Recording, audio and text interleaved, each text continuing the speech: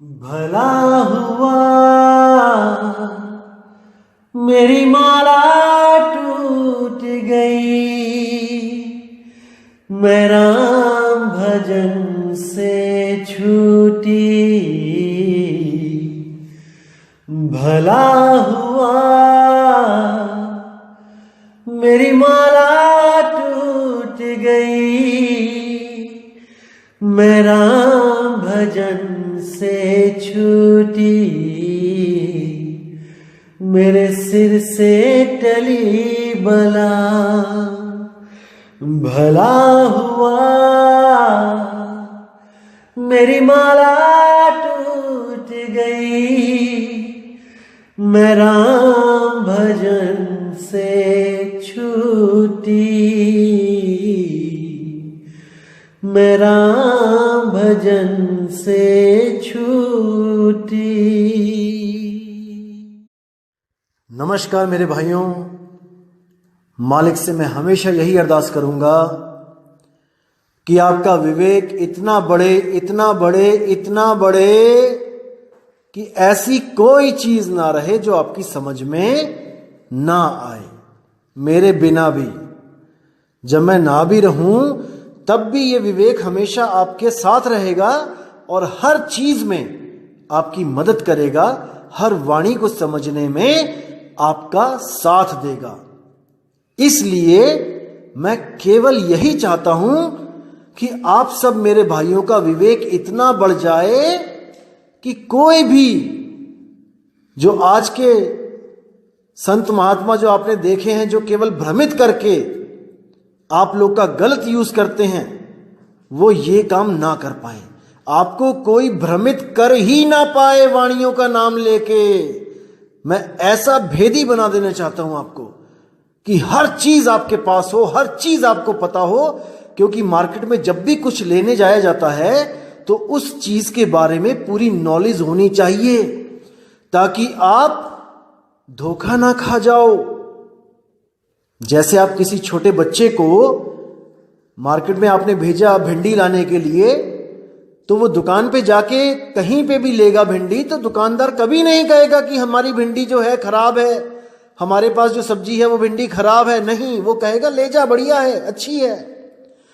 लेकिन बच्चे के पास परख ना हो तो वो क्या करेगा? वो ज्यादा से ज्यादा क्या करेगा? वो देखेगा कि यहाँ पे छोटा साइज पड़ा है और इधर बड़ा साइज पड़ा है और बड़ा ही अच्छा होता है। बड़ी बड़ी भिंडी लेके आएगा, कराड़ी सी। क्योंकि हमारे दिमाग में आज तक यही बात डाली गई है कि जो ज्यादा है वो अच्छा है, कम को तो हम लोग सोचते ही नहीं कि हमें कुछ कम मिले। हर चीज में ज्यादा ज्यादा ज्यादा। कोई समोसा भी देगा हमें तो हम चुन लेंगे कि कौन सा वाला बड़ा पीस है। कोई रसगुल्ला खिलाएगा, 4 प्लेट 5 प्लेट होंगी तो बड़े वाला देखेंगे, बड़ा वाला कौन सा है। इसी तरह बिना परख के वो बड़ी बड़ी भिंडी जब घर लेके चला जाएगा तो उसकी मम्मी डांटेगी उसको कि भाई ये क्या लेके आ गया, ये तो खराब है, ये तो कटेगी भी नहीं। अरे भाई, भिंडी जब लाते हैं तो मीडियम साइज की या छोटे साइज की लेके आते हैं, तो ये भेद कौन बताएगा? अरे मां ने ही तो बताना था। अगर बिना भेद बताए, उसके बारे में बिना उसकी पहचान बताए अगर मार्केट में भेज दोगे बच्चे को तो वो लुट के ही आएगा ना। इसी तरह मैं केवल ये चाहता हूं कि आपको हर चीज का भेद पता होना चाहिए। क्योंकि संत मत की मार्केट भी बहुत बहुत ज्यादा टिपिकल है भाई। इतना आसान मत समझ लेना इसको कि जैसे कहते हैं अरे कहीं भी जुड़ जाओ, अरे कोई भी नाम ले लो, अरे कोई भी गुरु धारण कर लो, होना चाहिए बस गुरु। अरे नहीं भाई, केवल और केवल सतगुरु होना चाहिए, और जिसके पास सतनाम हो वो गुरु धारण करो। सतगुरु सोई सतनाम बतावे, और बाकी गुरु कोई काम ना आवे। और जो लोग ये सोच के बैठे हैं कि सतनाम कोई मंत्र है, ओम सोहम मंत्र को सतनाम बना के बैठे हैं, वो अभी बहुत बड़े भ्रम में है। और उनका भ्रम परमात्मा करे जल्दी इस भ्रम से बाहर निकले और सत्य से रूबरू हों। अरे भाई, ओम काल का नाम है, सोहम परमात्मा का नाम है नहीं, तो फिर वो सतनाम कैसे हुआ? सतपुरुष का ही तो सतनाम है। अरे सत श्री अकाल का नाम ही सतनाम है, इसको समझो। तो मेरे भाई, आज बात करेंगे कबीर साहब की एक बहुत ही प्यारी वाणी है, उस वाणी पे खुलासा करेंगे वाणी का, और जो आज तक आपको भ्रमित किया गया है उस वाणी के नाम पे, आज उसको बिल्कुल सही कर देंगे। एक एक चीज क्लियर हो जाएगी कि वाणी कहती क्या है। तो पहले वाणी का नाम जानेंगे, क्या है वाणी? है साधो ये मुर्दों का गांव। कबीर साहब की बहुत प्यारी वाणी है। तो क्या कहती है वाणी? साधो ये मुर्दों का गांव। कबीर साहब कह रहे हैं कि जिस गांव में हम लोग रह रहे हैं, हम लोग वो नहीं, जहां पे हम लोग रह रहे हैं, ये 3 लोग का जो गांव है, ये मुर्दों का गांव है। यानी कि यहां पर लाशें रह रही हैं। जहां पे भी आप नजर मारोगे आपको एक जिंदा लाश दिखाई देगी। जिंदा लाश का मतलब क्या है कि एक शरीर दिखाई देगा जो है तो लाश, लेकिन केवल और केवल जीव के सटे होने के कारण, उस आत्मदेव के सटे होने के कारण ये आपको जीवित दिखता है कि जैसे ये जिंदा है। देखो सांस ले रहा है, देखो चल रहा है, देखो पलके झपक रहा है, देखो खा रहा है, पी रहा है। ये लाश केवल तब तक जिंदा है भाई जब तक आत्मदेव का साथ है, जब तक सुरती में इसमें खेल रही है। और जैसे ही सुरती निकल जाएगी, ये एक लाश की ढेरी जमीन पे गिर पड़ेगी। तो क्या कहते हैं? साधो ये मुर्दों का गांव, पीर मरे पैगंबर मरी हैं जिंदा जोगी। कि बड़े बड़े पीर औलिये यहां पे आए, बड़ा बड़ा प्रचार किया उन्होंने, बड़ी बड़ी संगतें इकट्ठी करी, लेकिन वो भी मारे गए, कोई नहीं बचा। पीर मरे पैगंबर मरी हैं जिंदा जोगी। ऐसे ऐसे जोगी, भोले शंकर जैसे, पतंजलि योगी जैसे बड़े बड़े ऋषि मुनि जो योग करते थे, श्वासों की साधना करते थे, श्वासों को रोकते थे ताकि श्वासा खर्च कम हो और हमारी उम्र बहुत लंबी हो जाए, तो वो भी नहीं बचे। वो भी सब इस दुनिया को छोड़ के अपने अपने धाम को चले गए। फिर कहते हैं राजा मरी हैं, प्रजा मरी हैं वैद और रोगी। क्या राजा, क्या प्रजा, क्या डॉक्टर, क्या मरीज, सब के सब मरेंगे, सब मरेंगे, क्योंकि ये साधो ये मुर्दों का गांव, ये गांव ही मुर्दों का है भाई। यहां पर अगर कोई सोचता है कि मैं जीवित हूं या मैं जीवित रहूंगा, तो ये एक भ्रम है भाई, सपना है, बहुत जल्दी टूटने वाला है। इसलिए इस सपने के टूटने से पहले पहले उस सत्य को जान लो, ताकि जब ये सपना टूटे तो तुम्हारी सुरती उस सत्य में समा जाए, उस सतनाम में समा जाए, उस सतपुरुष में समा जाए, उस सार शब्द में समा जाए, जिससे आपको दोबारा किसी सपने में ना जाना पड़े। नहीं तो आपको बार बार यही सपना आएगा और बार बार एक जीवन में आओगे और बार बार मर के महादुख पाओगे। तो इसको समझो। आगे क्या कहते हैं? चंदा मरी है, सूरज मरी है धरनी आकाशा, और 14 भुवन के चौधरी मरी हैं, इन्हू की क्या आशा।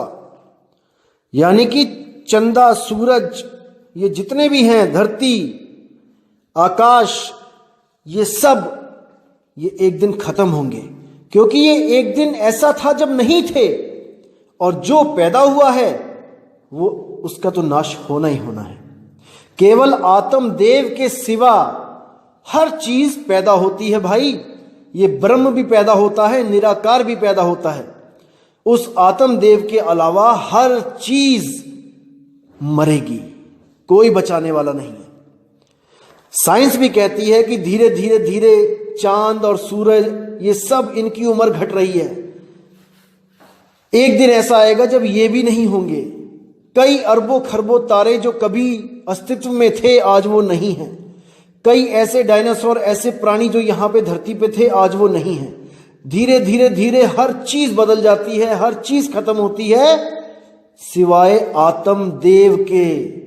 वो अजन्मा है, वो शाश्वत है, उसकी खोज करनी है। फिर कहते हैं 14 भुवन के चौधरी मरी हैं, इन्हू की क्या आशा। 14 भुवन के चौधरी कौन?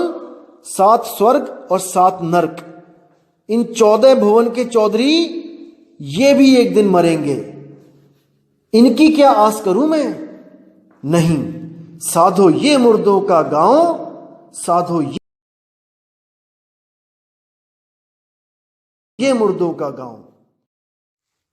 अब कहते हैं 9 हूं मरी हैं, 10 हूं मरी हैं सहस 88 और 33 कोट देवता मरी हैं बड़ी काल की बाजी।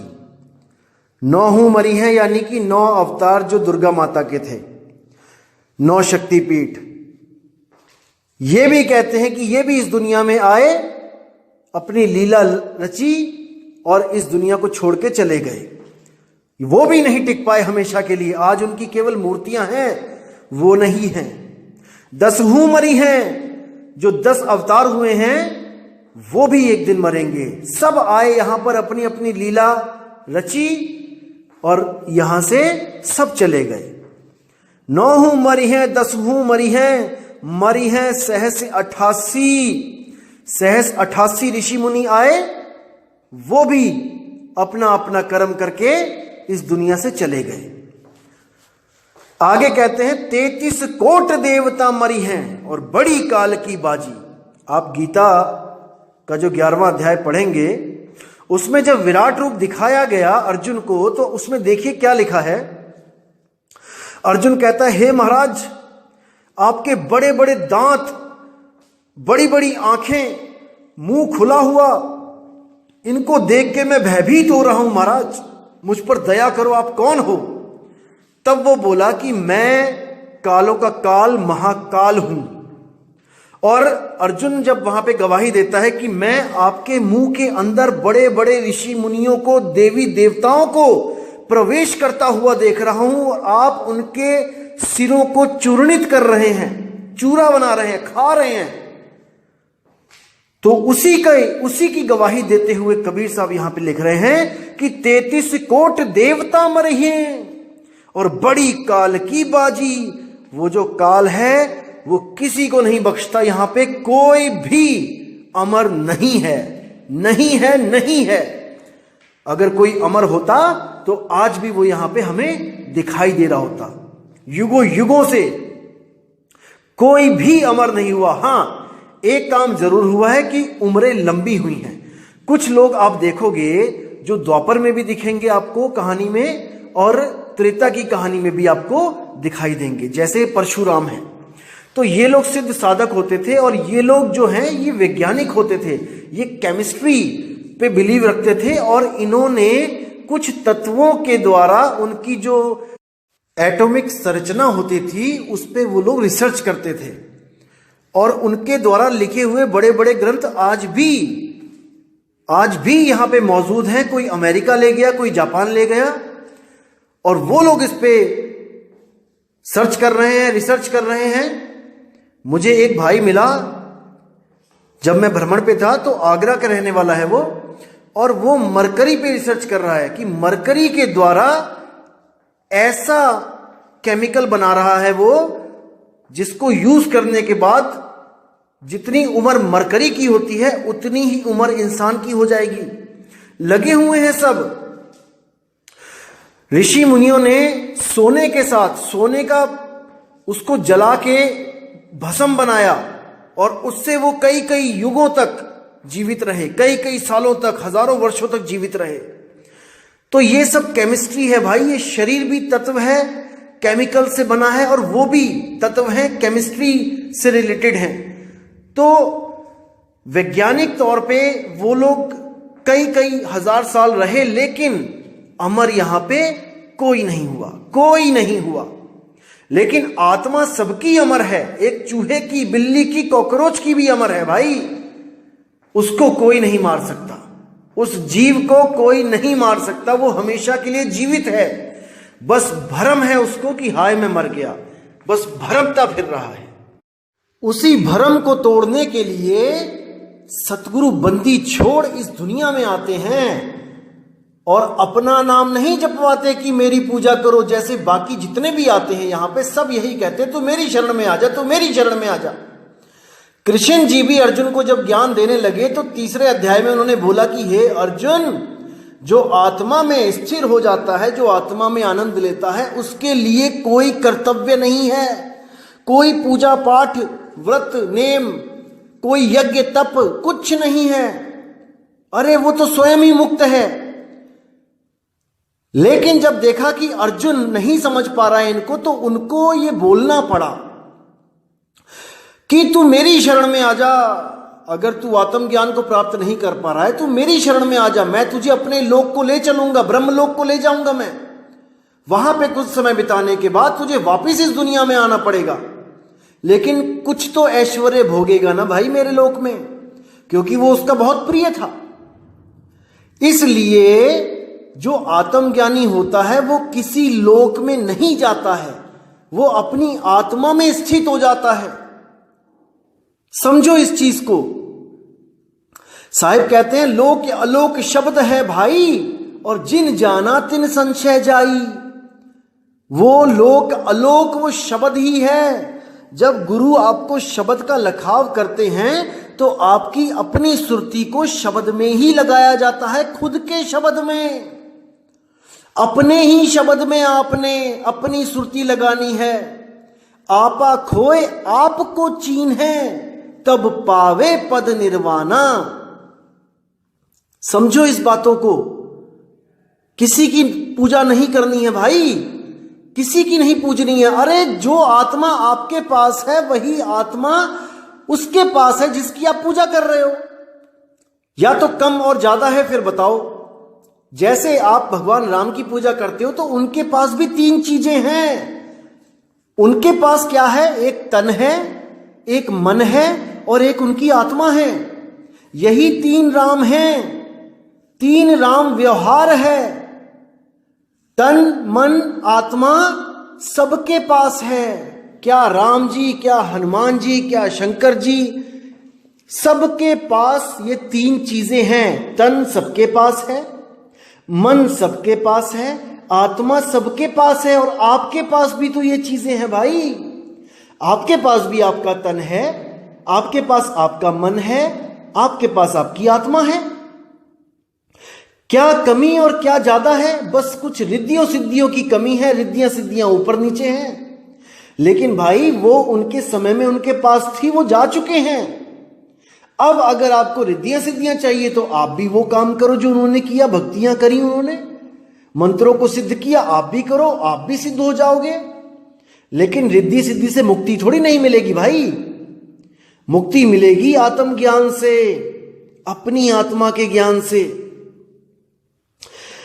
इस बात को दिमाग में डाल लो कि आत्मा सबकी अमर है।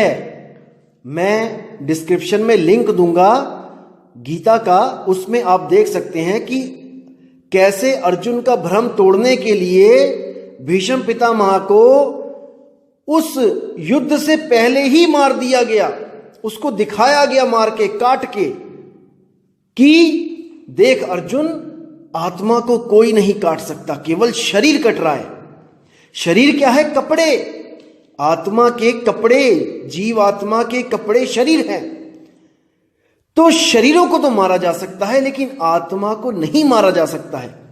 जैसे हम लोग आज तक कहानी सुनते आए हैं कि राम ने रावण को मारा, कृष्ण ने कंस को मारा। अरे भाई, रावण को कौन मार सकता है? रावण को कोई मार ही नहीं सकता। केवल रावण के कपड़े, जो उसका शरीर है, उसको मारा जा सकता है। रावण को थोड़ी नहीं मारा जा सकता। रावण की आत्मा भी अमर है, जैसे हमारी अमर है, जैसे कृष्ण जी की अमर है, जैसे शंकर जी की अमर है, जैसे हनुमान जी की अमर है। राम ने केवल उस आत्मदेव के कपड़ों में तीर मारे, उसके कपड़े फाड़े केवल। समझो इस बात को। और राम ने उसके कपड़े फाड़े और राम जी की जय जयकार हुई। बिल्कुल उसी तरह अगर आज हमारे फौजी भाई आतंकवादियों के कपड़े फाड़ के लेके आके दिखाएं सरकार को कि देखो, हम भी आतंकवादियों को मार के आए हैं, ये है उनकी ये लाशें, तो उनको मेडल नहीं मिलेगा भाई, क्योंकि वो तो कपड़े हैं। आतंकवादी कहां है? उसको कौन मारा? आतंकवादी को तो मारा नहीं, और कपड़े लाके मेडल मांगते हो, नहीं मिलेगा। इसी तरह राम जी ने केवल उस आत्मदेव जो रावण की आत्मा थी उसके कपड़े फाड़े हैं तीर मार मार के। उस आत्मा को कोई नहीं मार सकता, इसको समझ जाओ अच्छी तरह। वही आत्मा एक शरीर छोड़ के दूसरा शरीर धारण कर लेती है। वही रावण का शरीर छोड़ के आत्मा दोबारा कंस के शरीर में चली गई। क्योंकि आपको पता होगा कि ये जो द्वारपाल थे विष्णु जी के, जिनको ये श्राप मिला था सनक सनंदन ऋषियों के द्वारा, जो अपनी ड्यूटी बखूबी निभा रहे थे द्वारपाल खड़े दो, और सनक सनंदन जब स्वर्ग में मिलने गए विष्णु जी से तो उन्होंने उनको रोक लिया कि आप नहीं जा सकते, विष्णु जी की आज्ञा है कि कोई नहीं आ सकता बिना पूछे।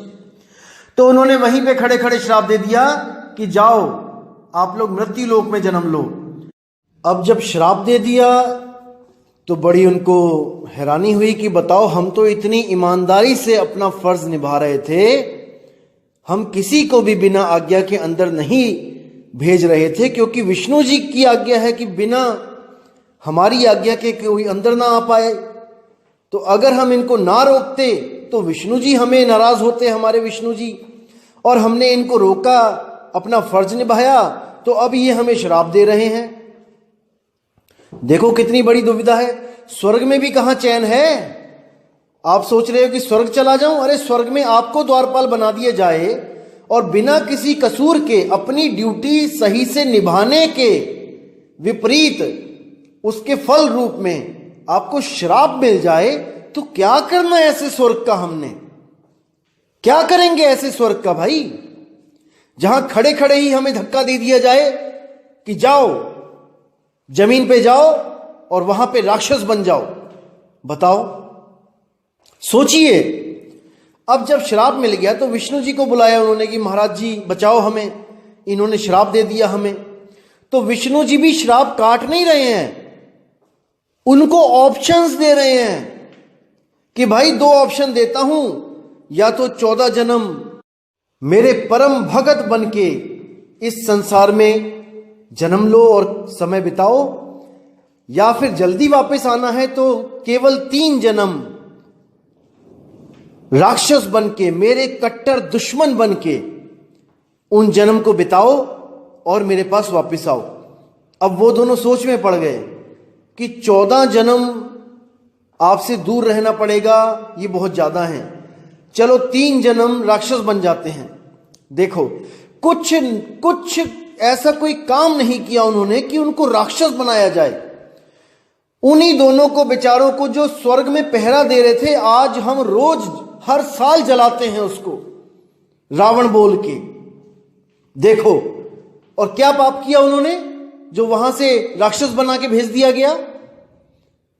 कोई विचार नहीं कर रहा है, सब लगे हुए हैं बस एक दूसरे के पीछे। जो हमारे पुरख करते आए, हमारे दादा परदादा करते आए, वही हम करते आ रहे हैं। अरे उनका कसूर तो बता दो, ड्यूटी निभाना क्या कसूर है। आप ही अगर किसी अपनी आप कंपनी या अपने घर में अगर पहरेदार रखते हो और वो किसी भी ऐरे गैरे को अंदर भेज देता है बिना पूछे, तो आप नाराज होगे कि नहीं होगे।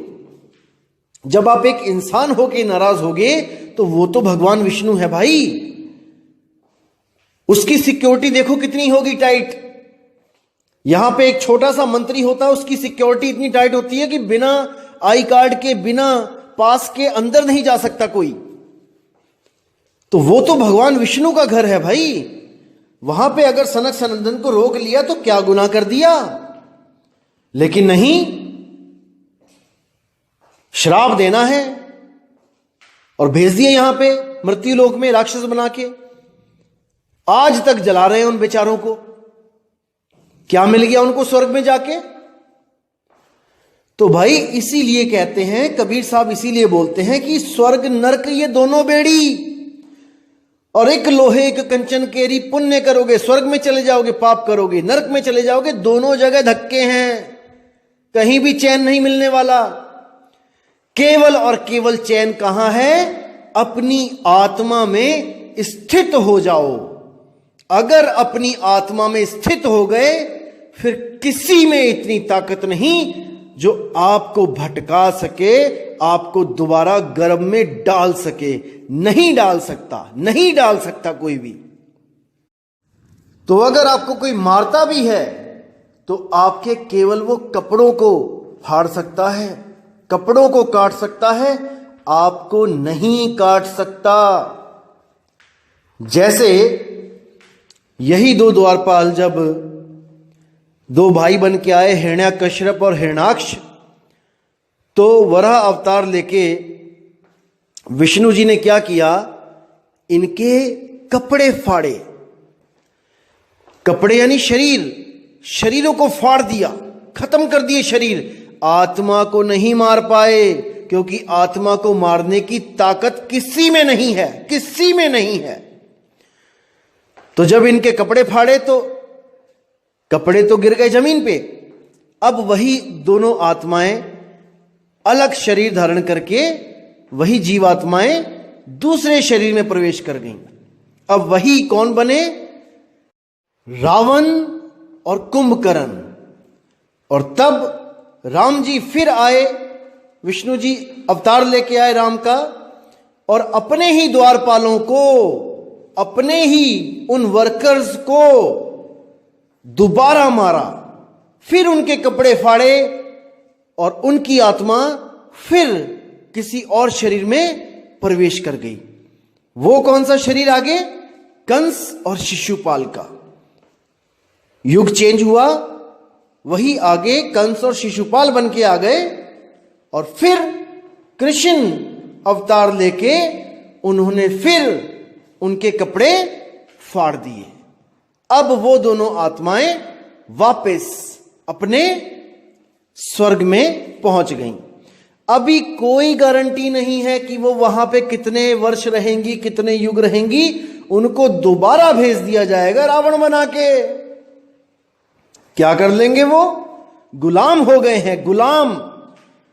दोस्तों, गुलाम नहीं है हम सोहम सत्य कबीर हैं। समझो इस चीज को, हम सोहम हैं। लेकिन इस मन ने, इस ब्रह्म ने हमें भ्रमित करके गुलाम बना रखा है, गुलाम बना रखा है। अगर अभी नहीं जागोगे तो कभी नहीं जागोगे मेरे भाई।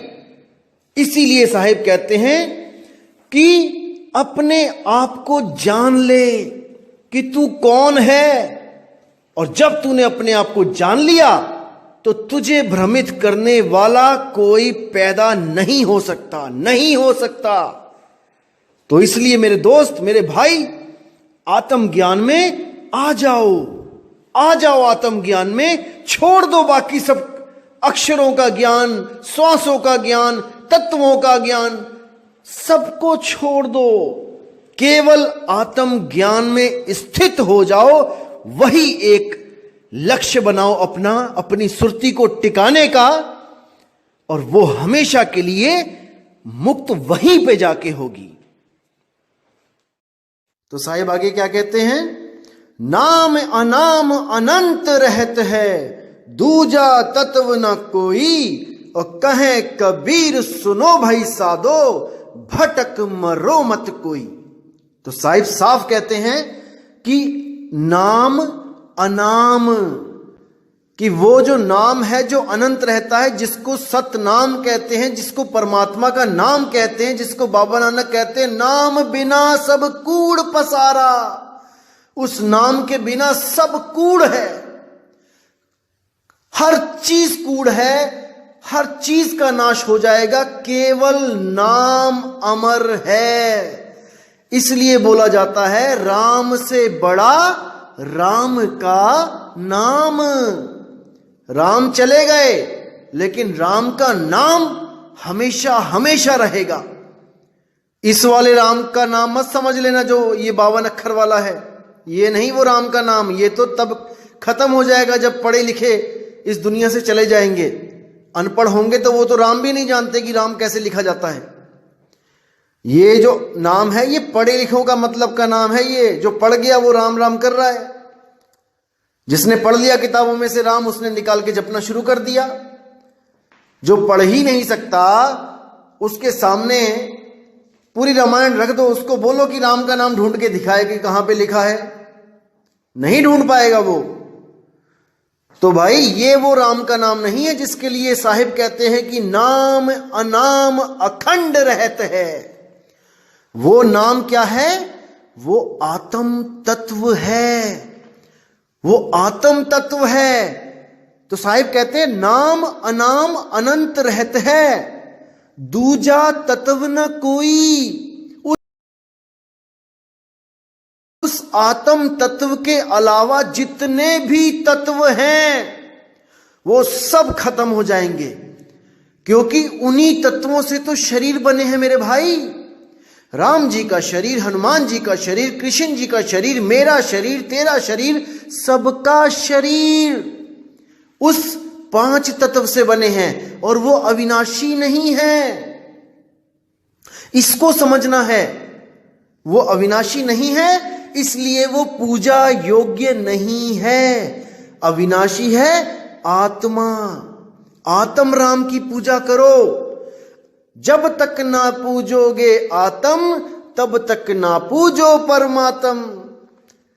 जब तक उस आत्म राम की पूजा नहीं करोगे, जब तक उस परमात्म राम की पूजा कर ही नहीं सकते, कर ही नहीं सकते, क्योंकि पता ही नहीं चलेगा वो है कैसा। पूजेंगे तो बाद में, पहले पता तो लगे कि पूजा करनी किसकी है। तो आगे कहते हैं कि कहे कबीर सुनो भाई साधो, भटक मरो मत कोई। कि मेरे भाई आप हिंदू हो, मुसलमान हो, सिख हो, ईसाई हो, कबीर पंथी हो, नानक पंथी हो, घीसा पंथी हो, दादू पंथी हो, कोई भी पंथी हो, इससे कोई फर्क नहीं पड़ता। सत्य सबके लिए एक है, सत्य एक है। कोई ये ना सोच के बैठे कि कबीर पंथी अपने आप को ऊंचा होने के लिए हम लोग को नीचा बता रहे हैं। नहीं मेरे भाई, वो नाम आपका भी अखंड है, वो नाम मेरा भी अखंड है, लेकिन हमने उस नाम को प्राप्त करना है, ना कि ओहम सोहम को जपना है। समझो इन बातों को। एक जन्म मिला है मेरे भाई, अगर इसमें नहीं विवेक लगाया तो 84 लाख में भ्रमण करना पड़ जाएगा, इतना समझ लो। तो इसलिए मैं कह रहा हूं मेरे दोस्त, मेरे भाई, कि हमने उस तत्व को ढूंढना है जो अनंत रहता है। नाम अनाम अनंत रहत है। इसको आप ऐसे मान के रखो कि आत्म तत्व अनंत रहत है, दूजा तत्व ना कोई। कहे कबीर सुनो भाई साधो, भटक मरो मत कोई। वो अनाम है, नाम अनाम, उसका कोई नाम नहीं है। कोई कहे कि उसका नाम ओम सोहम है तो नहीं है, कोई कहे कि उसका नाम कृष्ण या कबीर है तो नहीं है, कोई कहे उसका नाम नानक या दादू है, नहीं है, उसका कोई नाम नहीं है। लेकिन उसके ही सारे नाम हैं। इसको जानो, इसको समझो, क्योंकि हम लोगों ने उस तत्व के अनंत नाम रख दिए हैं। अरे कृष्ण कबीरा एक हैं, कहन सुनन में दो, और दो करके वो जानते जिन्हें सतगुरु मिला ना हो। वो सतगुरु जब मिलता है वो आत्म ज्ञान देता है। कृष्ण में भी आत्मा है, राम में भी आत्मा है, मुझ में भी आत्मा है, आप में भी आत्मा है। हमने एक दूसरे की पूजा नहीं करनी है, हमने उस आत्म राम की पूजा करनी है, आत्म राम की पूजा करनी है मेरे भाई। उसी को प्राप्त करने पर आपकी सुरती स्थिर हो जाएगी, एक जगह टिक जाएगी। उसके बाद ये जितना भी 84 का भ्रमण है ये हमेशा के लिए खत्म हो जाएगा, हमेशा हमेशा के लिए। सोच के देखो एक बार कि आप मुक्त हो गए हो, मुक्ति मिल गई है। वाह क्या बात है।